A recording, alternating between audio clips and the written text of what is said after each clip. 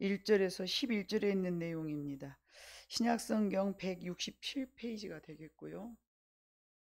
한 절씩 교도하도록 하겠습니다. 다 찾으셨으면 제가 1절을 먼저 봉독합니다.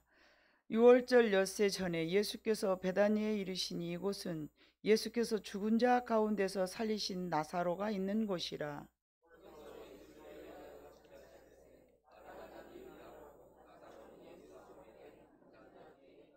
마리아는 지극히 비싼 향유 곧 순전한 나드 한 근을 가져다가 예수의 발에 붓고 자기 머리털로 그의 발을 닦으니 향유 냄새가 집에 가득하더라. 이 향유를 어찌하여 300데나리온에 팔아 가난한 자들에게 주지 아니하였느냐 하니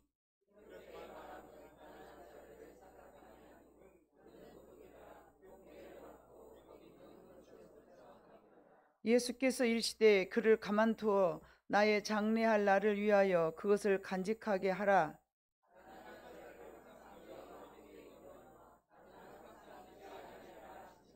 유대인의 큰 무리가 예수께서 여기 계신 줄을 알고 오니 이는 예수만 보기 위함이 아니요 죽은 자 가운데서 살리신 나사로도 보려 함이러라.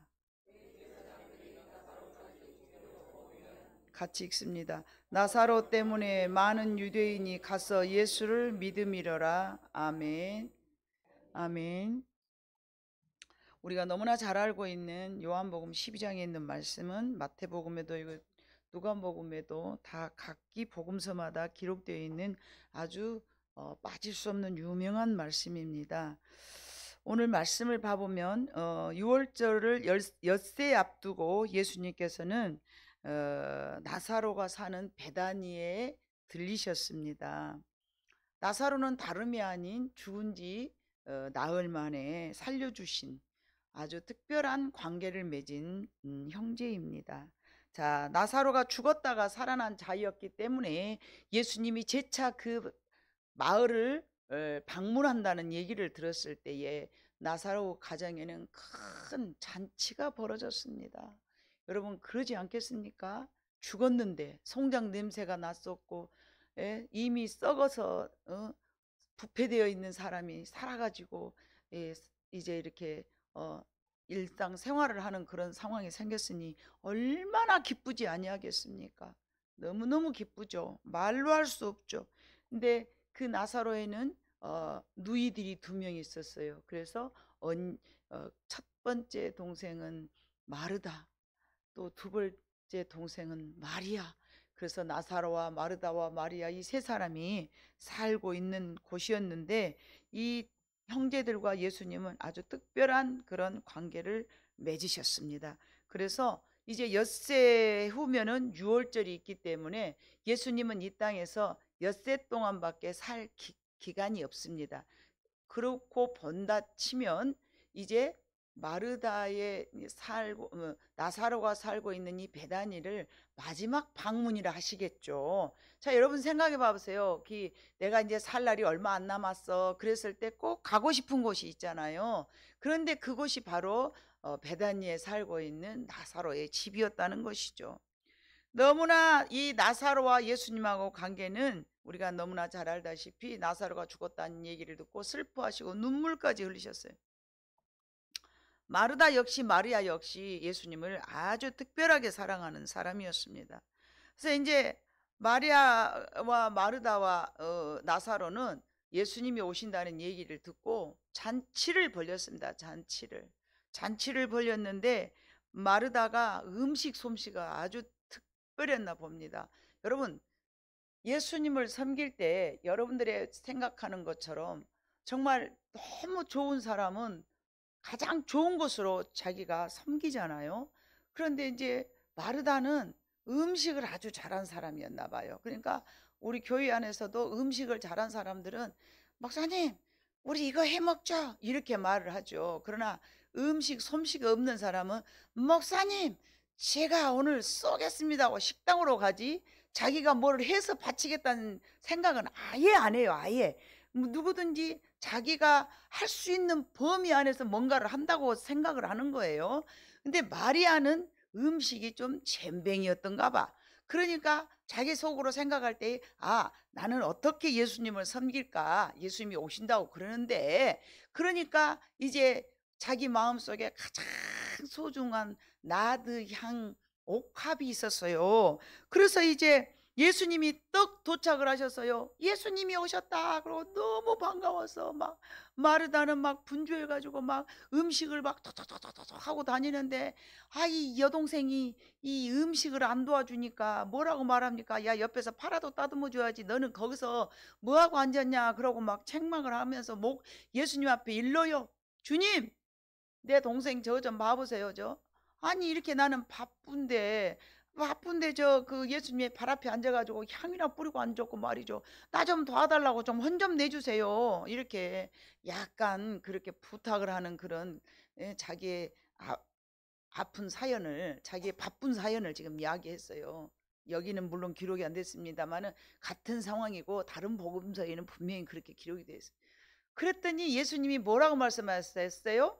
그래, 마르다야, 아이, 뭘 그렇게 분주하게 하니? 한두 가지만 하면 되는 것이고, 마리아는 지가 좋은 편을 선택했네. 이러면서 예수님께서 마리아 편을 들어주시는 그런 장면이 우리가 있습니다.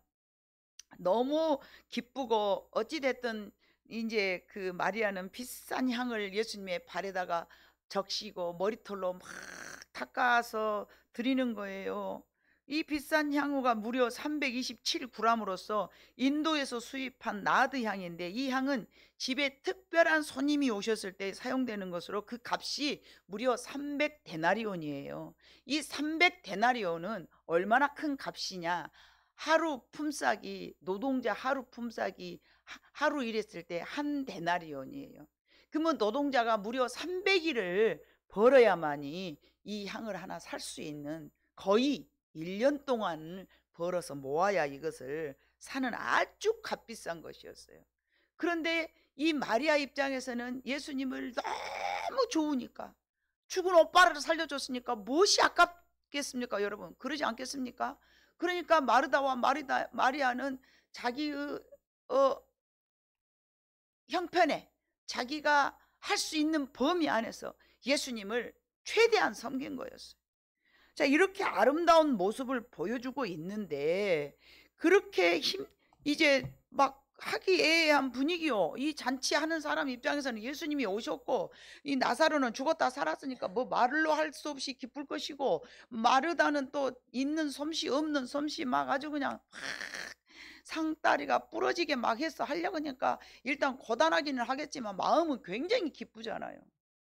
그런데 거기다가 마리아가 향까지 쫙 뿌려놨으니까 온 집안에 그 향기가, 여러분 우리가 봄에 뭐 꽃향기가 나면 조금 나도 막 그러잖아요. 근데 온 집안에 그렇게 값비싼 향기가, 정말 귀하디 귀한 그 향이 집안에 퍼졌으니까 얼마나 잔치 분위기고 얼마나 행복한 분위기겠습니까? 그런데 이 상황을 똑같이 있는데, 여러분 봐보세요. 거기서 그거를 누군가 한 사람도 기뻐하지 않은 사람이 없어. 다 기뻐해. 뭐 제자들도 그런가 보구나. 예수님도 그래 뭐 좋다 막 다 이러고 계시는데, 딱 한 사람이 뭐 이상한 말로 그 분위기를 싹 깨는 거예요. 지가 뭔다고 턱 나타나가지고. 4절, 제자 중 하나로서 예수를 잡아줄 가룟 유다가 말하되, 이 향유를 어찌하여 300데나리온에 팔아 가난한 자들에게 주지 아니하였느냐 하니. 아니, 이 비싼 향유를 왜 낭비하고 그래? 이거 팔면은 돈이 얼만데, 가난한 사람 몇 사람을 도와줄 건데 어떻게 이거를 한 방에 갖다 깨갖고 이 향유를 싹 없애버려? 그 향유는요, 돌 항아리여가지고요, 딱 깨면요 그 자리에서 팍 퍼져가지고 오늘 잼 쓰고 내일 잼 쓰고 그렇게 할 수 있는 그런 것들이 아니었어요. 근데 이것들을 주로 이제 사람이 이렇게 누군가가 사망했을 때, 거기는 막 팔레스타인이라 엄청 지역이 덥잖아요. 근데 송장이 있으면 아무래도 좀 부패되고 그랬죠. 근데 그렇게 장례를 위해서 이런 아름다운 향을 썼다고 그래요. 그들의 문화예요.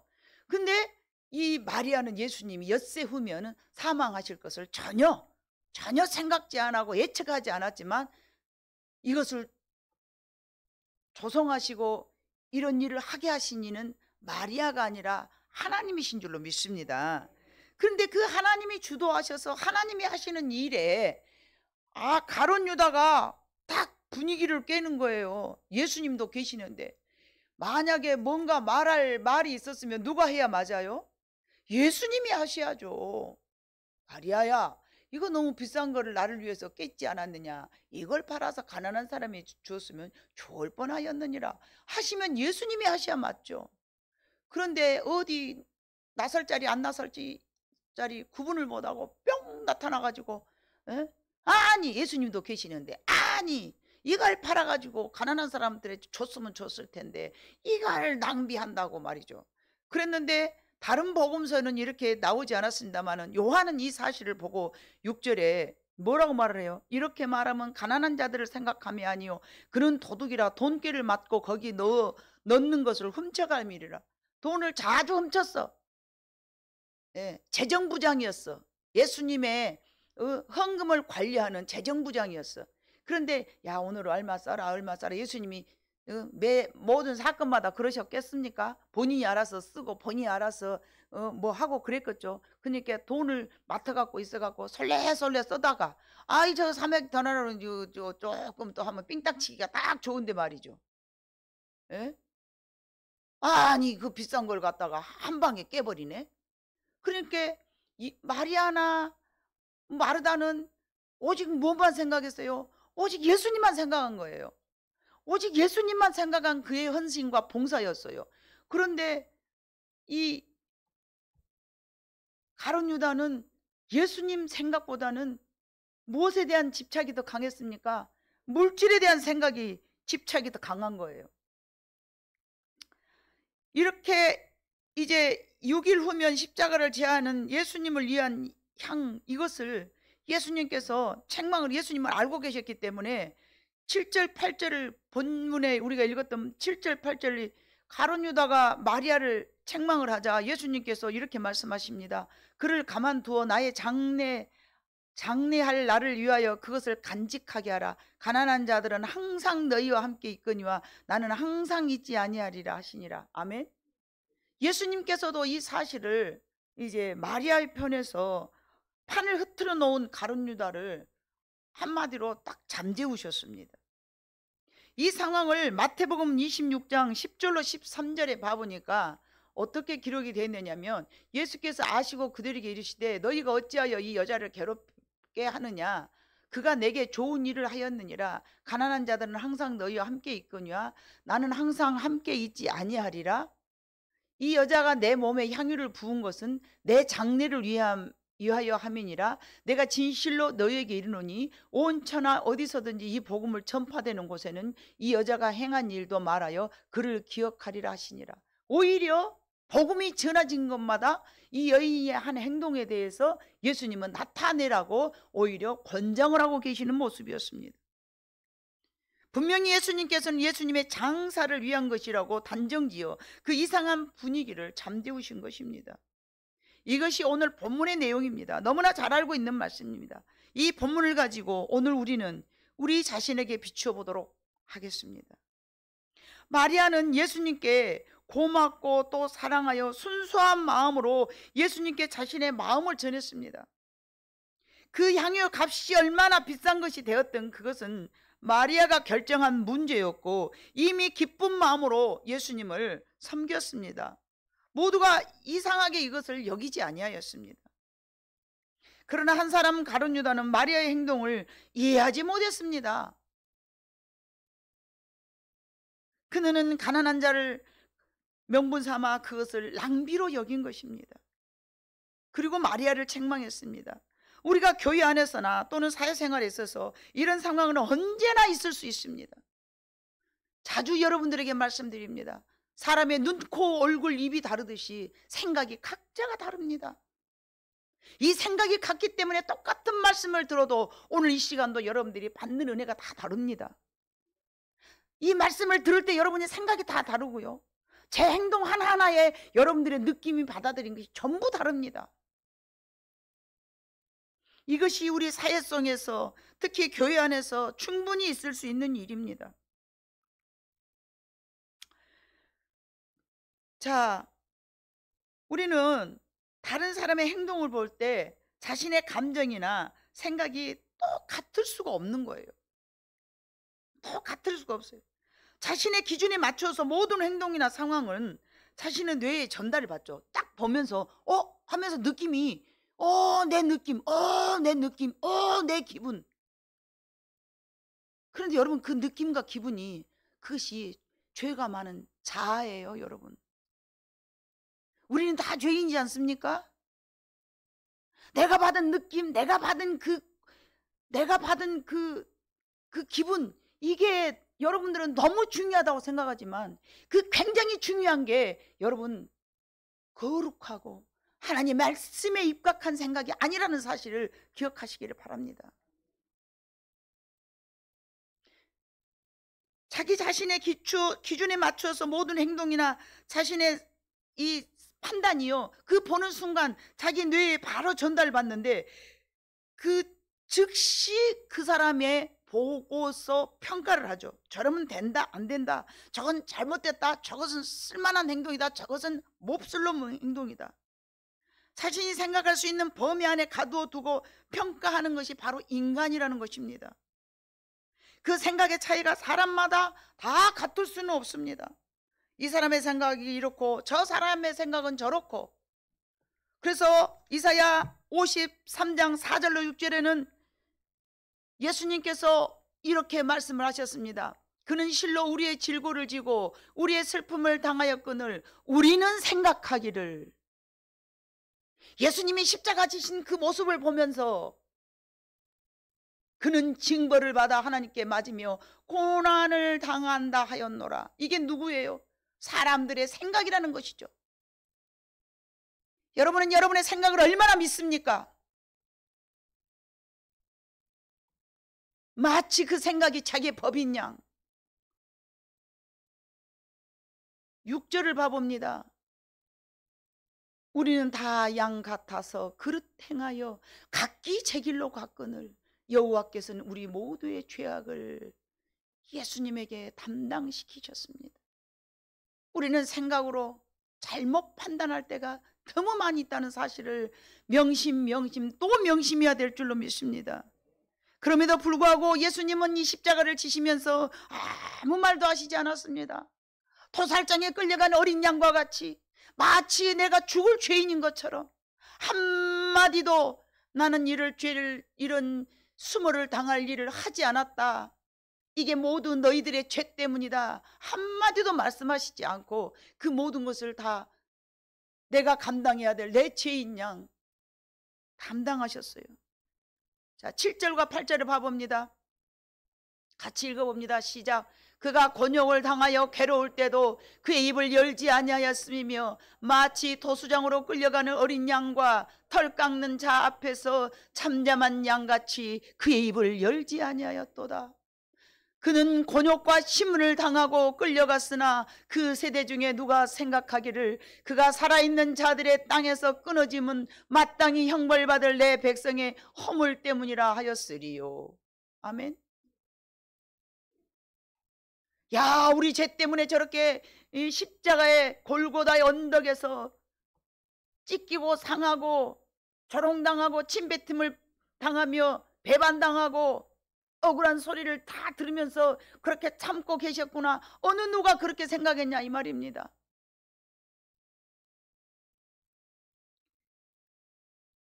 예수님께서는 우리를 위한 십자가를 대신 짊어지셨을 때 악한 인간들은 네가 행한 대로 그 죄값을 받은 것이라고 생각하였다라고 예수님을 2번 죽인 것입니다. 그러므로 우리가 살아가는 이 사회에서 모두가 내가 옳다라는 것이 매우 죄짓기 쉬운 생각이라는 사실을 기억하시기를 바랍니다. 가룟 유다는 예수님을 또 2번 죽인 거예요. 지가 돈 훔쳐가려고. 나는 돈 훔쳐가려고 하지 않아. 그렇기 때문에 나는 그런 죄를 범하지 않아. 천만의 말씀이요. 사무엘상 17장 28절로 29절에 봐보니까, 자, 여러분 같이 읽어봐요. 시작. 큰형 엘리압이 다윗이 사람에게 하는 말을 들은지라 그가 다윗에게는 노를 바라여 이르되 네가 어찌하여 이리로 내려왔느냐 들에 있는 양들을 누구에게 맡겼느냐? 나는 네 교만과 네 마음의 완악함을 아노니 네가 전쟁을 구경하러 왔도다.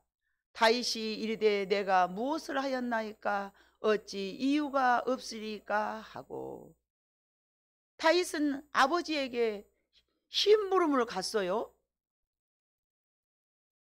야, 아들아, 내 아들 엘리압, 아무개, 삼마 이것들이 이제 전쟁이 나서 이렇게 갔는데 어린 너는 양을 치고 있었지 않느냐?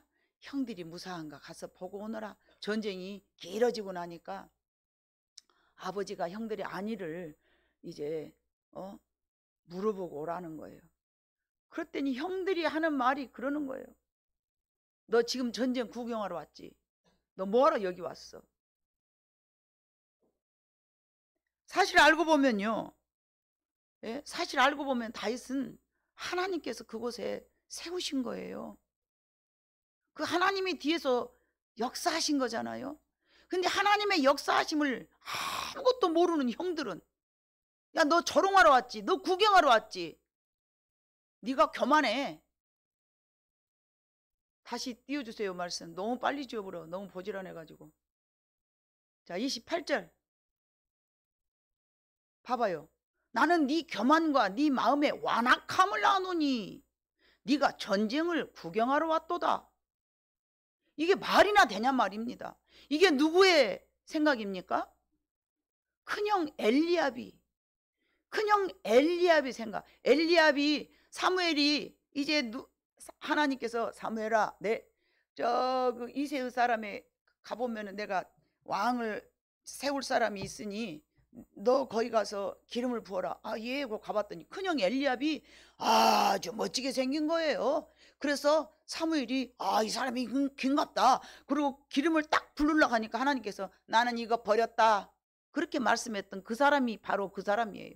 근데 그 사람이 보기에는 뻔질나게 멋지게 생겼는데 생각이 봐봐요. 나는 어째요? 생각과 그의 그 성품이 어떤 사람이었어요? 나는 네 교만과 네 마음의 완악함을 아노니. 여러분, 교만한 사람은 남들을 교만하다고 평가해요. 지가 교만하니까 남들을 막 교만하다고 그래요. 다 자기 기준으로 말을 하더라고요. 제가 봐보니까. 인색한 사람은 저것이 인색해, 그 말을 자주 쓰고요. 교만한 사람은 저것이 교만해, 이 말을 자주 쓰고요. 저 상황으로 봤을 때 엘리압이 분명히 교만하고 완악한 마음을 가진 사람이 분명해요. 자기 기준에서 남을 평가를 하더라고요. 나는 네 교만과 네 마음의 완악함을 아노니 네가 전쟁을 구경하러 왔다.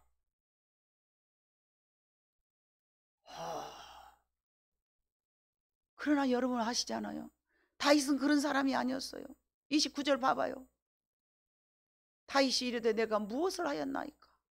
내가 무슨 잘못을 하였습니까? 내가 여기 온 이유가 어찌 까닭이 없겠습니까?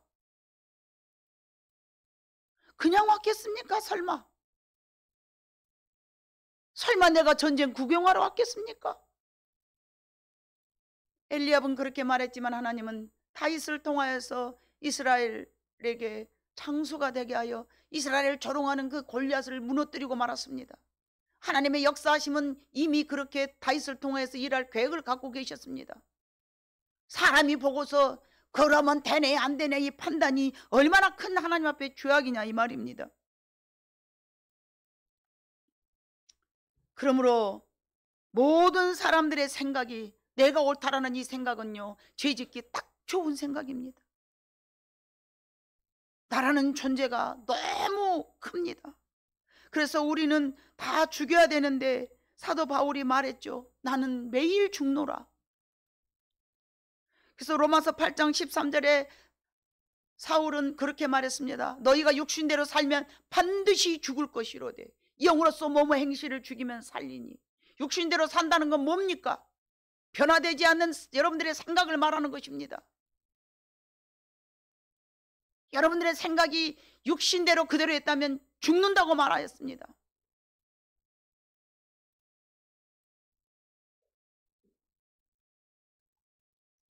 어제 저녁에 저는 참 이상한 꿈을 꾼 거예요.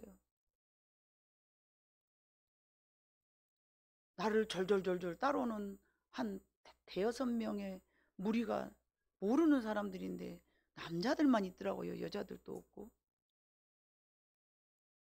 그런데 내가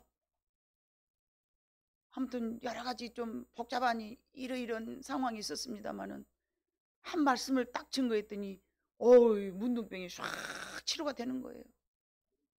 문둥병이었더라고요, 그들이. 처음에 볼 때는 저는 문둥병 환자인지 몰랐어요. 근데 내가 이 말씀을 증거했어요. 예. 내가 주는 피는 영생할 것이요 내 몸은 너희의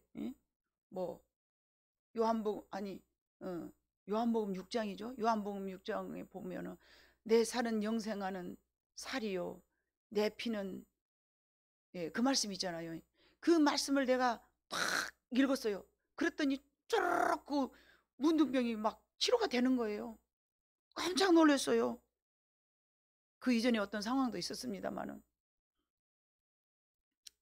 자, 여러분, 육신대로 살면 반드시 죽을 것이요 영으로 살면 살리니 우리는 육신의 감정, 육신의 생각으로는요 죄밖에 짓지 않습니다.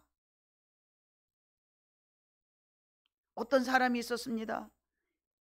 그 어떤 사람은요 모태 신앙으로 자랐지만 그 안에 뜨거운 신앙심이 없는 사람이었습니다. 그래서 그 모태 신앙인 그 사람은 항상 그래도 모태 신앙인이었기 때문에 교회 안에서 습관적으로 피아노 봉사도 하고 반주도 하고 어쩌다 교회 나와서 어떤 봉사를 했지만 즐거운 마음으로 한 것이 아니라 매우 귀찮은 마음으로 마지못해서 그래도 교회에서 하랑 함께 해야지 뭐 내가 해야 되니까 하지 그런 마음으로 별로 썩 마리아와 같이 마르다와 같이 그 옥합을 깨트리는 그런 마음이 아닌 마음으로 봉사를 했습니다. 근데 그는 자신의 뜻대로 인생이 되지 않아서 영 불만이 많았습니다. 왜 하나님은 나를 안 도와주시는 거야? 왜 하나님은 내 기도를 들어주시지 않지? 왜 하나님 나를 내버려 두시지? 도대체 내 기도는 언제 이루어져? 뭐 이러면서 항상 불만을 가진 사람이었어요. 이 사람의 신앙은 하나님의 자신의 욕망을 채우는 조력자로 생각하고 내가 기도할 때, 내가 어려울 때, 내가 힘들 때 기도하면 다 들어주실 것이다. 이런 신앙을 가진 사람이었습니다. 하나님은 자신을 도와주시고 채워주시는 분으로 여기고 살았습니다. 그러다 어느 날 그가 예수님을 만났습니다.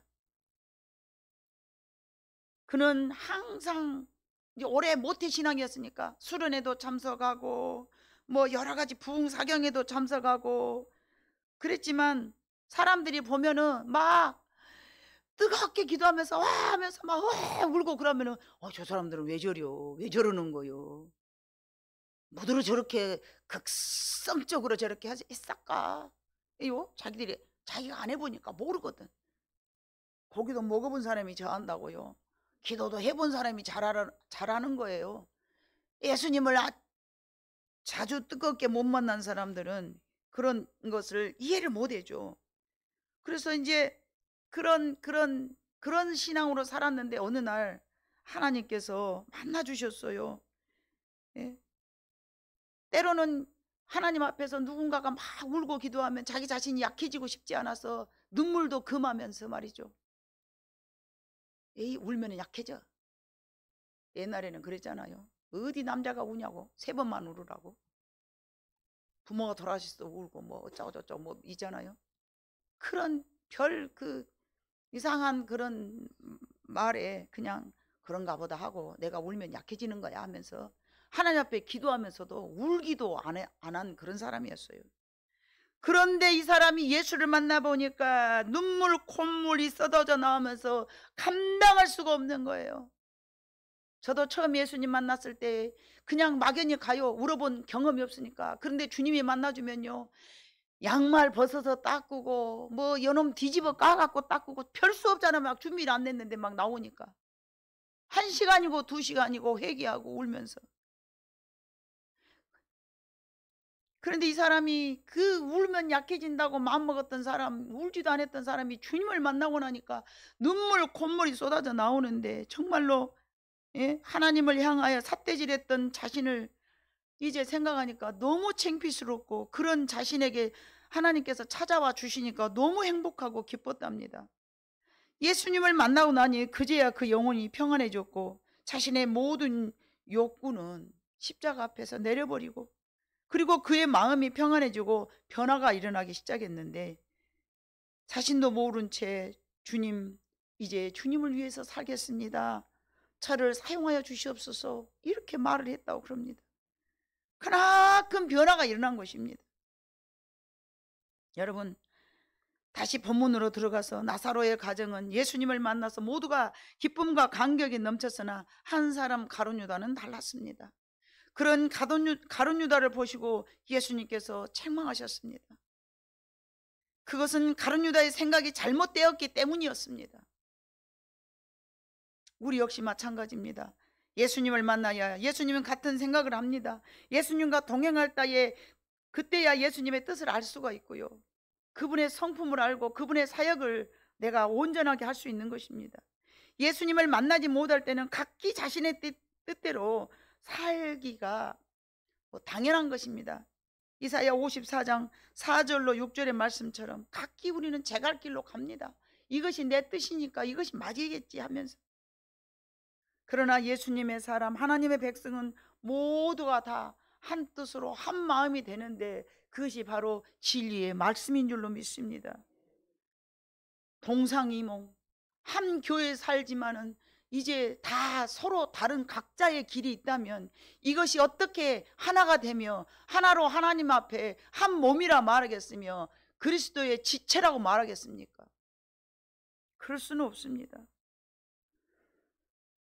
마리아는 소중한 나드 향이었으나 더 소중한 하나님 앞에 자기의 값비싼 것을 쏟아낸 것처럼, 여러분, 이 세상 살아가는 동안에 세상에 있는 모든 것이 우리에게 소중합니다. 그러나 더 소중한 예수님께 우리는 모든 것을 다 버려야 될 줄로 믿습니다.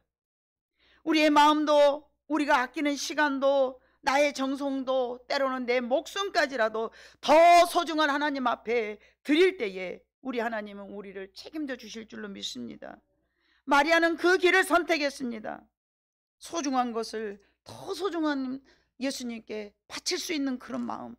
우리가 살아가는 동안 내 생각이 가장 옳고 내가 아는 지식이 가장 뛰어난다 하더라도 이웃과의 관계에 있을 때에 이웃을 네 몸과 같이 사랑하는 하나님의 말씀은 나보다 예수님을 더 사랑할 때 그것이 순종될 수 있을 줄로 믿습니다. 나보다 예수님을 더 사랑할 때에 그때 나의 감정, 나의 아픔을 배설물로 여길 수 있다는 것입니다. 그러지 아니하면 하나님의 말씀에 순종하기가 어렵습니다. 내가 아는 가장 고상한 지식을 모두 배설물로 여겼던 바울처럼 우리는 매일매일 버려야 될 줄로 믿습니다. 나보다 예수님을 더 소중하게 여기고 나보다 예수님을 더 사랑할 때에 그것이 불가능했던 우리가 가능해질 줄로 믿습니다. 자기애의 덫, 나를 더 사랑하는 것. 자기애가 아주 강한 사람이 있어요. 누군가로부터, 부모로부터 사랑받지 못한 사람은 자기가 굉장히 소중해서 남보다 나를 더 사랑하게 됩니다. 그러다 보면요, 이타적이 아니라 이기적으로 살아가게 돼 있습니다. 나를 예수님보다 더 사랑했던 유다의 삶에서, 유다는 예수님보다 자기를 더 사랑하고 물질을 더 사랑했습니다. 그러나 마리아는 나 자신보다 주님을 더 사랑했기 때문에 변화시켜 나아간 줄로 믿습니다. 내 기준에 맞춘 나의 삶은 더 이상 변화가 없습니다. 하나님을 아무리 알아도 자기의 행동을 바꿀 수는 없습니다. 아는 지식은 우주만큼 커질 수 있습니다. 왜요? 매일 듣잖아요, 말씀을. 아는 것은 엄청 많아도 요만큼도 행동하지 못한다면 그거는 죽은 신앙입니다. 예수님을 사랑할 때에 우리의 생각의 지형이 넓어집니다. 손해보는 것 같지만 유익되고 이익이 된 줄로 믿습니다. 그것이 하나님의 말씀이고 그것이 진리입니다. 하나님은 우리를 사랑하셔서 나에게 유익된 것을 가르쳐 주시지 나에게 해된 것을 요구하시지 않습니다. 마리아와 같이 소중한 나의 모든 것을 더 소중한 주님께 드리어 지경이 넓어지시는 여러분의 모든 삶이 되시기를 주님의 이름으로 축복합니다. 기도하겠습니다. 사랑 많으신 아버지 하나님, 참으로 감사합니다.